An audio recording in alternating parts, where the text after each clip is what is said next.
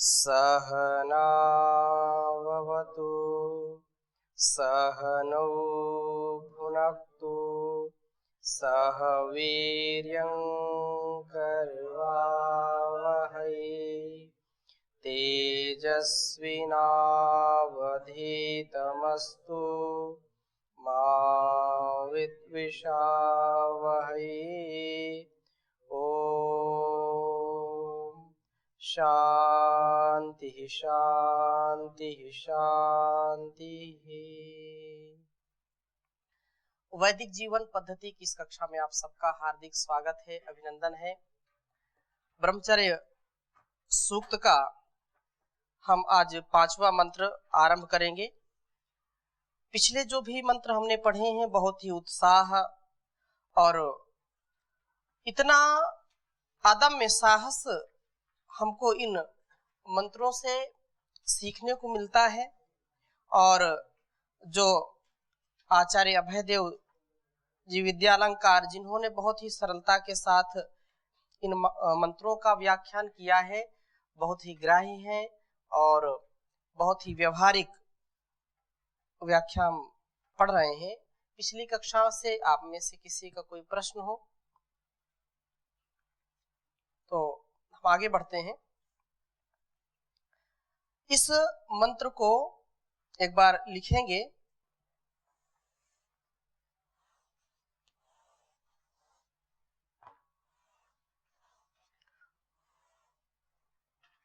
पूर्वो जातो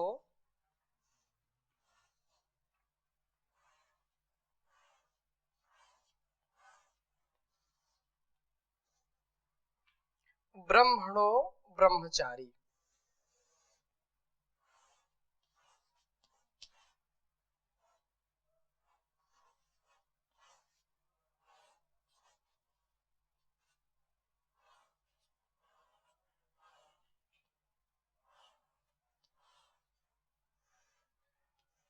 ब्रह्मणो ब्रह्मचारी।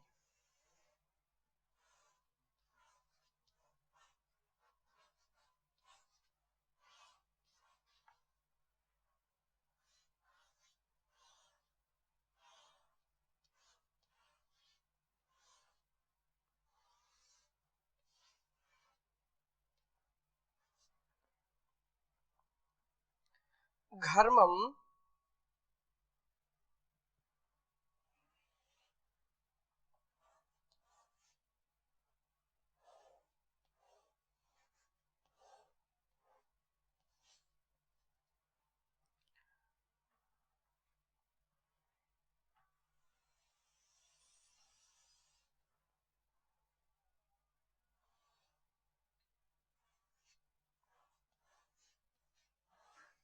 घर्मम वसाना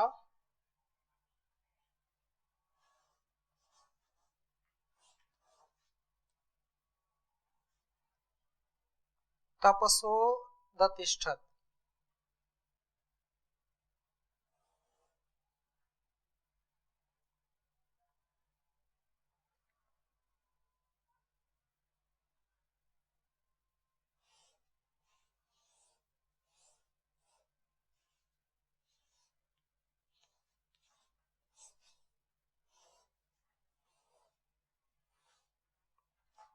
तिष्ठत्।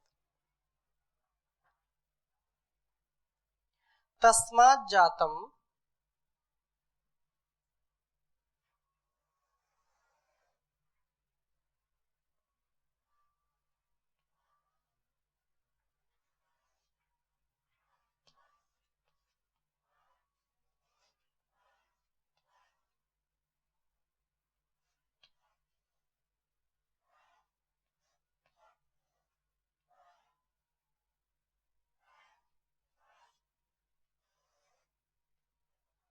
तस्मात् जातम् ब्राह्मणं ब्रह्म ज्येष्ठम्।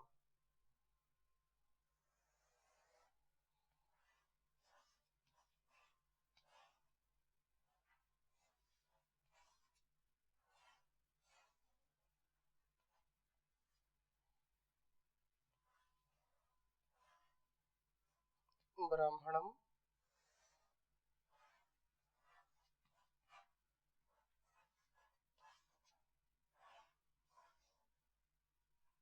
ब्रह्म ज्येष्ठम।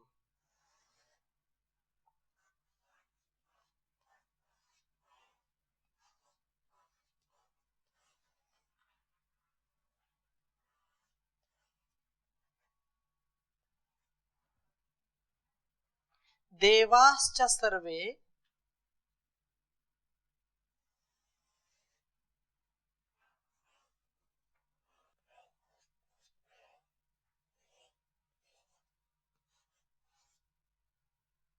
अमृतेन साकम।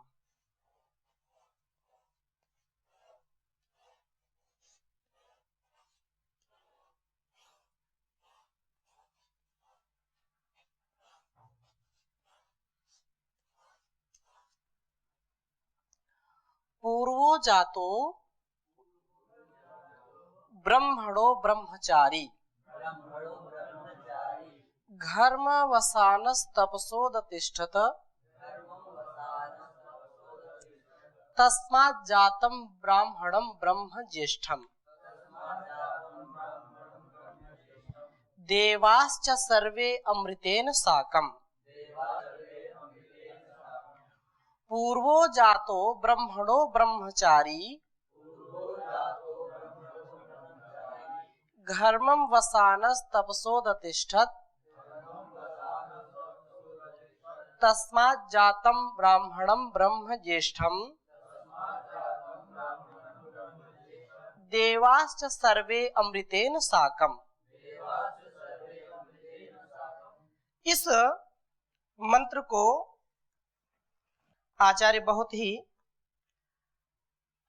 सरलता के साथ इसका अर्थ करते हुए लिख रहे हैं कि ब्राह्मण अर्थात जो ब्राह्मण से पूर्व पहले पूर्व में होकर या पहले जाता उत्पन्न हुआ, ब्रह्मचारी घर्मम वसानः, घर्मम वसानः तेज को धारण किए हुए, तपसः तप से उदतिष्ठत उठता है, तस्मात् उससे ब्राह्मणम ब्रह्म संबंधी ज्येष्ठम ब्रह्म उत्कृष्ट ज्ञान जातम उत्पन्न होता है। देवाः च सर्वे और सब देव अमृतेन साकम अमृत से युक्त हो जाते हैं। ब्रह्मचारी तप से ऊंचा उठता है, तप के विषय में पहले भी हमने इसमें पढ़ा, उसकी चर्चा हमने सुनी। तो ब्रह्मचारी तप से ऊंचा उठता है, उन्नत होता है, तप में ऊंचा करने की शक्ति है। जो जो अपने जीवन को तपस्वी जो है बनाते हैं, स्वयं तप करके इस संसार में तपस्वी कहलाते हैं, उन्हीं को शक्ति प्रदान होती है, उन्हीं के पास शक्ति का आधान होता है। और ब्रह्मचारी की सब साधना तपरूप ही होती है। जो भी ब्रह्मचारी का अस्तित्व होता है वह तप से ओतप्रोत होता है, और अतः ब्रह्मचारी तप से ऊंचा उठता है। यहाँ पर जो घर्मम वसाना कहा है, तो घर्म धूप को भी कहते हैं, बहु घर्म अस्ति, बहुत धूप है। घर्म किसको बोलते हैं? धूप को। अब उसको बिगड़ करके कहीं कहीं किन्हीं किन्हीं प्रांतों में उसको घाम बोल देते हैं। ये विशुद्ध रूप से संस्कृत का शब्द है, वेदों का शब्द है, और वह धीरे धीरे परिवर्तित हो गया। घर्म से हो गया फिर घाम। घाम में इस चीज डाल दो, सूख जाएगी, घाम में बैठो, अर्थात घर में तिष्ठन्तु। और आतपे भी बोलते हैं उसको, जो है आतप बोलते हैं। धूप को क्या बोलते हैं? आतपे तिष्ठन्तु, धूप में बैठो। तो धूप तेजस्वी होती है, उसमें तेज होता है। वैसे ही ब्रह्मचारी तप करके अपने को तेजस्वी बनाता है, तपस्या से ऊपर उठता है।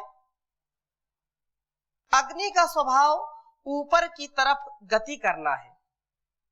हमारे जीवन में ये कहा जाता है कि अग्नि से सीखो। अग्नि से ऊपर उठना सीखो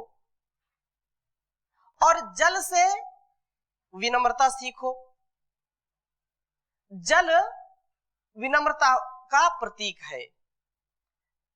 जल को यदि आप ऊपर चढ़ाना चाहते हैं तो प्रेशर लगाना पड़ेगा, मोटर लगानी पड़ेगी, तब जाकर के ऊपर जाता है वो। ऐसे ही अग्नि को अग्रणी कहा गया है। अग्नि अग्रणी भवति।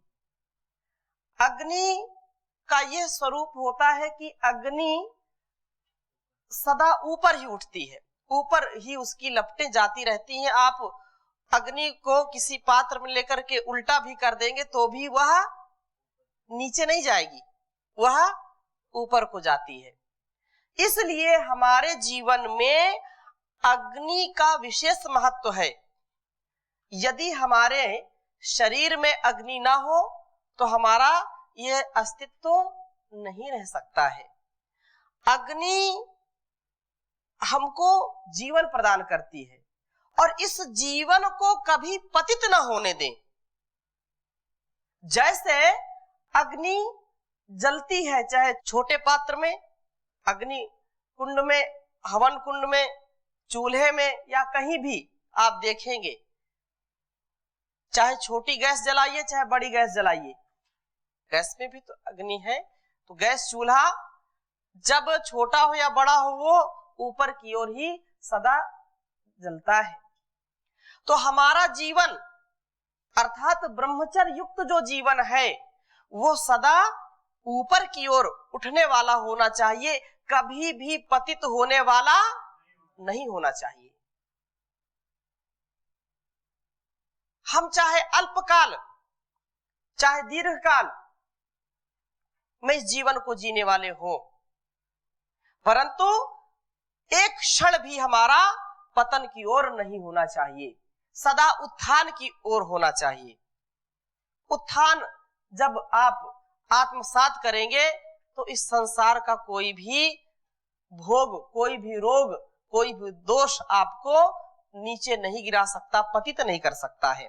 तो ब्रह्मचारी जो प्रतिदिन समित होम करता है, 3 समिधाओं के द्वारा अग्नि उपासना करता है, उसे यह अग्नि पूजन का तप ऊंचा उठा देता है। अग्निमीड़े पुरोहितम, जो वेद मंत्र है, ऋग्वेद का जो यह प्रथम मंत्र है वो भी कहां से शुरू होता है? अग्नि से शुरू होता है। अग्निमीड़े पुरोहितम, और वो हमारे जीवन को, हमारे अस्तित्व को प्रकाशित करने वाला होता है। अग्नि, जैसे परमात्मा को अग्नि स्वरूप कहते हैं, परमात्मा अग्नि का स्वरूप होता है, तेजों का भी तेज है वो, क्योंकि सूर्य, चंद्र और जितने भी प्रकाशित होने वाले हमारे ग्रह नक्षत्र जो भी हैं वो सब किससे प्रकाश पाते हैं? सूर्य से पाते हैं। लेकिन सूर्य भी किससे पाता है? उस परमात्मा से पाता है। वो प्रकाशकों का भी प्रकाशक है परमात्मा। और इसी बात को कह रहे हैं कि या यूं कहना चाहिए कि अग्नि पूजन करने से वह घर्म वसाना बनता है। घर्म अर्थात दीप्ति व तेजस्विता को धारण करने वाला बनता है। जैसे हम लोग कपड़े धारण करके सजते हैं या सजना चाहते हैं, वैसे ब्रह्मचारी घर्म को, दीप्ति व तेजस्विता को, प्रचंडता व प्रताप को धारण किए हुए शोभायमान होता है। अपने को तेजस्विता से आच्छादित किए हुए सुशोभित होता है। 3 समिधाओं का आधान उसमें प्रतिदिन शारीरिक, मानसिक और आत्मिक तेज को पैदा करता है। आज का जो भी समाज है नए नए फैशनों में अपने को लगाता रहता है, नए नए वस्त्र उसको चाहिए। कभी ऐसा होता था कि वस्त्र नहीं पहनने को मिलते थे, आज वस्त्रों का इतना लोग अंबार लगा लेते हैं कहीं एक तरफ लोग नंगे घूमते हैं बिना वस्त्रों के, और कहीं ऐसा होता है कि एक बार केवल वस्त्र पहन लिया और फेंक दिया। वस्त्रों के द्वारा अपने को सजाना संवारना चाहते हैं। वस्त्रों के आए दिन नए नए डिजाइन, नए नए फैशन निकलते रहते हैं। इससे लोग सजना चाहते हैं। लेकिन ब्रह्मचारी का सजना संवरना क्या है? तो ब्रह्मचारी का सजना संवरना उसका ब्रह्मचर्य है। अपने ब्रह्मचर्य की शक्ति से, अपने ब्रह्मचर्य के तेज ओज से वह अपने शरीर को, अपने मन को, अपने विचारों को सुसज्जित करता है, आभूषित करता है, विभूषित करता है। क्योंकि सच्चा आभूषण यही है। और इस संसार के आभूषण तो क्षीण हो जाने वाले हैं। इस संसार में जो कुछ भी हम सजने संवरने के लिए पहनते हैं, ओढ़ते हैं, धारण करते हैं, सोने चांदी हीरे जवाहरात, जो हार पहनते हैं, वे सब क्षीण हो जाते हैं। लेकिन वस्तुतः जो ब्रह्मचारी का आभूषण है वो क्या है? उसको तेजस्वी बनाता है, उसके व्यक्तित्व को तेजस्वी बनाता है, उसकी वाणी को तेजस्वी बनाता है, उसके हाव भाव को तेजस्वी बनाता है। ये ब्रह्मचर्य की शक्ति है। और इस पर भर्तृहरि लिखते हैं कि यह संसार में जो आभूषण क्षीण होने वाले हैं, कोई चंदन लेप करता है, ठीक है, वो भी आवश्यक है, लेकिन सच्चा आभूषण तो ब्रह्मचर्य का है। ब्रह्मचर्य यदि हमने धारण कर लिया तो उन युवक युवतियों को कोई भी बाहरी जो सौंदर्य प्रसाधन की वस्तुएं होती हैं उनको लगाने की आवश्यकता नहीं रहती। Fair and lovely, snow powder, क्या क्या लोग लगाते हैं, पोतते रहते हैं, हा? लेकिन जो प्राकृतिक, जो स्वाभाविक सुंदरता है वो किससे आएगी? ब्रह्मचर्य से तेजस्विता आएगी, कपालभाति करने से आएगी, योग प्राणायाम करने से आएगी। इसलिए भर्तृहरि ने कहा कि ये जो भी आभूषण सब क्षीण होने वाला है। केयूराणि न भूषयन्ति पुरुषं हारा न चन्द्रोज्ज्वला न स्नानं न विलेपनं न कुसुमं नालंकृता मूर्धजा वाण्येका समलंकरोति पुरुषं संस्कृता धार्यते क्षीयन्ते खलु भूषणानि सततं वाग्भूषणं भूषणं वाग्भूषणं भूषणम। तो उसकी वाणी में तेज ओज आ जाता है। जो ब्रह्मचर्य का पालन करता है, ब्रह्मचारी को दीप्त, जो ब्रह्मचारी धर्म को दीप्त अर्थात दीप्ति को, तेजस्विता को, प्रचंडता को, प्रताप को धारण किए हुए शोभायमान होता है। परम पूज्य स्वामी जी महाराज करोड़ों लाखों लोगों में जब बोलते हैं तो लोग कितने दत्त चित्त होकर के सुनते हैं। ये वाणी का ही तो तेज है, ये ब्रह्मचर्य का ही तो तेज है। ये ओज किससे बढ़ता है? ब्रह्मचर्य से बढ़ता है। महर्षि दयानंद जब शेर की तरह जो है दहाड़ते थे और एक योगी की तरह वेद मंत्र का उच्चारण करते थे तो हजारों की संख्या होते हुए भी बिल्कुल वातावरण शांत हो जाता था। ये ब्रह्मचर्य का प्रभाव है, ब्रह्मचर्य की शक्ति है। तो यह 3 संविधाओं का आधान उसमें प्रतिदिन शारीरिक, मानसिक, आत्मिक तेज को पैदा करता जाता है।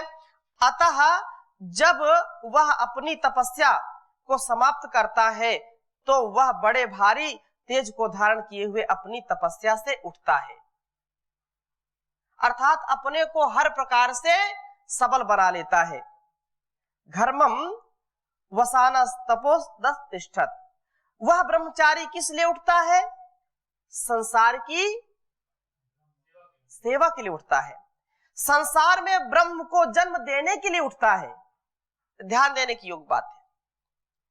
ब्रह्मचारी अपने को हर प्रकार से सक्षम बनाता है। आप भी सक्षम बना रहे हैं। आपसे कोई प्रश्न पूछे कि अपने आप को इतना क्यों तपा रहे हो, अपने आप को इतना क्यों इस तप की भट्टी में तपा रहे हो, और जब आप तप करके बाहर निकलेंगे तो क्या करेंगे? ब्रह्म की प्रतिष्ठा के लिए, ब्रह्म को जन्म देने के लिए। विचित्र सी बात है, ब्रह्म को जन्म देना। जिससे हमने जन्म पाया उसको कैसे जन्म दे सकते हैं? लेकिन जन्म देना का तात्पर्य क्या है? कैसे ब्रह्म को, अर्थात ज्येष्ठ ब्रह्म को, ब्रह्म संबंधी ज्येष्ठ ब्रह्म को। यह क्या विचित्र जो है बात है कि ब्रह्मचारी ब्रह्म को पैदा करता है। दूसरी जगह अथर्ववेद में आया, ब्रह्मचारी भी उत्क्रामत, अर्थात ब्रह्मचारियों को उत्क्रांता हुआ निकला। पर इसमें विचित्रता कुछ नहीं, बल्कि यही स्वाभाविक है। जो ब्रह्मचारी ब्रह्म की खोज में चलता है वही ब्रह्म को प्राप्त करके ब्रह्मनिष्ठ होकर जगत में ब्रह्म का विस्तार करता है। अर्थात अपने आप को ब्रह्ममय बना करके, ब्रह्म की शक्ति का आधान करके, ब्रह्म की शक्ति से अपने को महान बना करके उस महान रचयिता का, उस पर ब्रह्म परमेश्वर का ज्ञान सबको कराने के लिए, संसार में ब्रह्म ज्ञान को फैलाने के लिए, सबके दिलों में ब्रह्म ज्ञान को प्रतिष्ठित करने के लिए, सबके हृदय में ब्रह्म के प्रति अभिरुचि पैदा करने के लिए, ब्रह्ममय आचरण करने के लिए, सबको वह प्रेरित करने के लिए ब्रह्म का जन्म होना कहा जाता है। अर्थात जो अज्ञानता में, अल्पज्यता में, अभाव में उस ब्रह्म तक नहीं पहुंच पा रहे हैं, उनमें ब्रह्म का आधान करना, अर्थात ब्रह्म ज्ञान से उनको परिचय कराना, ब्रह्म ज्ञान का पान कराना, ताकि वे भी इस जीवन को, इस जगत को अच्छा बना सकें। इसीलिए बात कही जा रही है कि यहां पर जरा ठहर कर ब्रह्मचारी के ध्येय रूप ब्रह्म शब्द पर और विचार कर लें और यह समझ लें कि जहां ब्रह्म का अर्थ वह बृहद वस्तु है जो कि ब्रह्मचारी का प्राप्तव्य लक्ष्य है और जो कि अंत में सबसे बृहद परमेश्वर है, वहां बृहद होने के कारण ही ज्ञान का नाम भी ब्रह्म है। ज्ञान जब हम सब में बांट रहे हैं, ज्ञान की उत्पत्ति हमारे अंदर हो गई और हम दूसरों को भी चाहते हैं कि उनके अंदर भी ज्ञान की उत्पत्ति हो, तो ये ब्रह्म को जन्म देना कहलाता है। ये ब्रह्म ज्ञान, लोग बोल देते हैं हमको ब्रह्म ज्ञान मत दो। ये क्या ब्रह्म ज्ञान बांट रहे हो? जो लोग विशेष कुतर्की होते हैं, ये अपना ब्रह्म ज्ञान अपने पास रखो, लेकिन जो ब्रह्मचारी है अपने त्याग से, अपने तपस्या से, अपनी वाणी से, अपने व्यवहार से, अपने कृतित्व से, अपने व्यक्तित्व से दूसरों के हृदयों में ब्रह्म का आधान कर देता है। कितने लोगों को, हजारों लाखों करोड़ों लोगों के जीवन को महर्षि दयानंद ने बदला। और आज वर्तमान में परम पूज्य स्वामी जी महाराज, परम पूज्य आचार्य श्री अपने कृतित्व, अपने व्यक्तित्व से, अपनी वाणी, अपने व्यवहार से कितने लोगों के जीवन को बदल रहे हैं, यह जग जाहिर है। इसमें कोई शंका है क्या किसी को? कोई शंका नहीं है। पूरी दुनिया में ब्रह्म को जन्म देने का काम कौन कर रहे हैं? स्वामी जी और आचार्य जी कर रहे हैं, और उसी पथ के हम भी सब पथिक हैं। हमारे भी अंदर वह तेज, वह ओज धीरे धीरे विकसित हो रहा है और इस संसार में इस महान ज्ञान को फैलाने का कार्य करना है, ब्रह्म को जन्म देने का कार्य करना है। जो परमेश्वर का स्वरूप है, ज्ञानात्मक होने से ईश्वरीय, वेद का नाम भी ब्रह्म है। ब्रह्म ज्ञान, वेद ज्ञान को क्या कहते हैं? ब्रह्म ज्ञान कहते हैं। और उस ब्रह्म ज्ञान का, वेद का पढ़ना और पढ़ाना, सुनना और सुनाना सभी आर्यों का, सभी श्रेष्ठ जनों का परम कर्तव्य है। तो ये ब्रह्म जन्म ही है, ब्रह्म को जन्म कराना, ब्रह्म को जन्म देना, कि अपने जो इधर उधर भूल भटक गए हैं, आप प्रार्थना बोलते हैं, जो हैं अटके भूले भटके उनको तारे खुद तर जावे, वह शक्ति हमें दो दया निधे, कर्तव्य मार्ग पर डट जावे, पर सेवा पर उपकार में हम निज जीवन सफल बना जावे। तो ये ब्रह्मचारी ही इतनी उदात्त भावना से, वे युवक युवतियां जो ब्रह्मचर्य युक्त जीवन जीते हैं, वे माता पिता जो संयमी हैं, वे ऐसी संतति को जन्म देते हैं जो इस ज्ञान को, जो है इस ज्ञान का पान करके इस जहान को महान बनाने का कार्य करते हैं। तो यही बात यहाँ पर कही जा रही है कि जिस ब्रह्म से वह पैदा हुआ है उसका वर्णन इस मंत्र में इस प्रकार से किया जा रहा है। तो हम इसकी चर्चा और आगे करेंगे, अभी यही विराम दे रहे हैं। ओम शांति शांति शांति।